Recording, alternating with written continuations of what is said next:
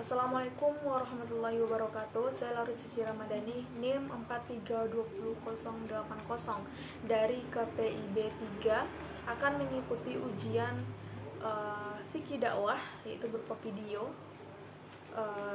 Baiklah, soal yang pertama, manfaat mempelajari fikih dakwah. Yang pertama yaitu dapat menambahkan kaidah Islam secara benar. Perlu kita ingat, dasar dan hukum fikih bersumber dari Al-Quran, hadis, ijma, maupun qiyas. Apabila kita mempelajarinya, selain ilmu yang bertambah, kita juga dapat mendapatkan kaidah-kaidah Islam secara benar. Kemudian yang kedua yaitu memperluas wawasan tentang Islam.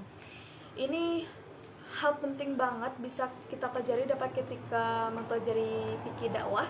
Apabila ketika menghadapi hal-hal yang berkenaan dengan hukum-hukum syariah, dengan begitu ketika menangani hal tersebut, kita bisa menentukan mana dalil-dalil yang benar dan mana yang dalil yang salah sesuai dengan syariat Islam. Kemudian yang ketiga yaitu memperkuat ketakwaan, untuk mengetahui segala dalil-dalil mana yang benar maupun yang salah, membuat kita akan mengetahui mana yang harus dilakukan dan mana yang harus kita jauhi. Karena dengan mendalami ilmu tersebut akan muncul rasa takut apabila durhaka kepada Sang Maha Pencipta. Secara tidak langsung dapat meningkatkan ketakwaan manusia. Kemudian membantu menyelesaikan perkara secara islami. Di era zaman yang sudah maju sekarang, pastinya kita akan menjumpai berbagai macam pendapat, baik yang maupun bertentangan maupun tidak. Ketika permasalahan tersebut harus dipecahkan, kita dapat mengaplikasikan ilmu agama yang kita pelajari. Dengan begitu, masalah-masalah tersebut dapat diselesaikan dengan berprinsipkan pada ajaran agama. Kemudian, mengaplikasikan hukum sesuai syariat agama. Apapun ilmu yang berlandaskan dengan agama, insya Allah hal tersebut tidak akan menyesatkan, namun akan mengarahkan segala sesuatu ke arah yang lebih baik. Karena ketika hukum tersebut diterapkan sesuai dengan syariat agama, insya Allah segala keputusannya dapat dipertanggungjawabkan secara agama ya. Kemudian meningkatkan keimanan, salah satu yang didapat dari mempelajari fikih dakwah. Tentunya selain tidak hanya mengembangkan ilmu pengetahuan, namun juga dapat meningkatkan tingkat keimanan. Tentunya harus diimbangi dengan menjalankan perintah-perintahnya dan menjauhi larangannya. Dengan mendalami hal tersebut, iman secara langsung akan terbentuk dan semakin kuat. Kemudian, melindungi diri dari perbuatan dosa. Pemahaman Al-Quran dan Sunnah secara mendalam dapat meningkatkan iman dan takwa seseorang. Dengan begitu kita dapat minimalisir perbuatan dosa yang telah kita buat selama hidup di dunia. Insya Allah kita akan selalu dekat dengan Sang Maha Pencipta. Kemudian untuk soal yang kedua yaitu bagaimana fenomena dakwah di era zaman sekarang dan berikan contohnya. Sejak zaman Rasulullah SAW sudah diterapkannya dakwah mulai dari Rasulullah itu sendiri, kemudian disampaikan kepada umat dan sahabat sampai terbuktinya para ulama di berbagai belahan dunia.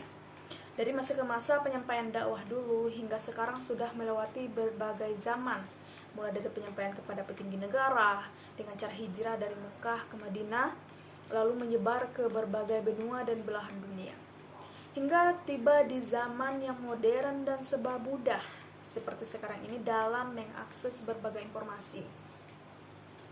Di zaman yang serba bisa ini, perkembangan dakwah sangat mudah disampaikan kepada masyarakat. Begitu juga dengan orang-orang yang mudah mengakses informasi dari mana saja. Lalu bagaimana fenomena dakwah yang ada di masa kini? Pertanyaannya begitu ya.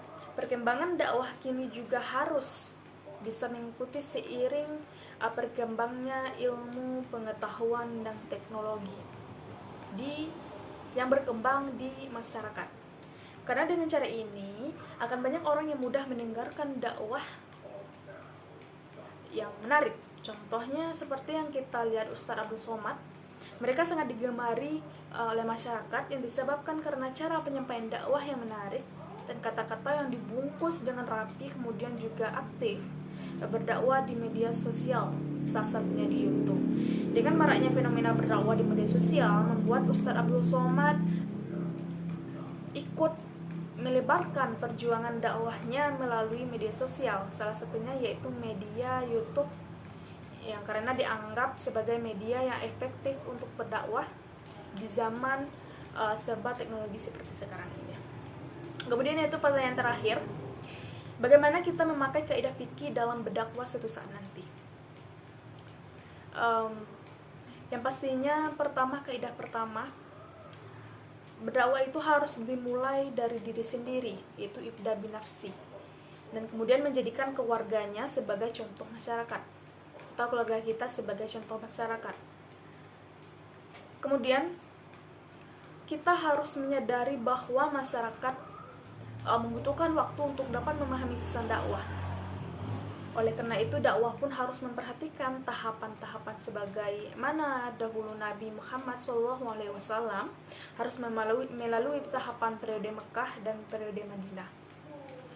Kemudian kita harus juga menyelami alam pikiran masyarakat sehingga kebenaran Islam tidak disampaikan dengan menggunakan logika masyarakat, tidak harus beraturan gitu.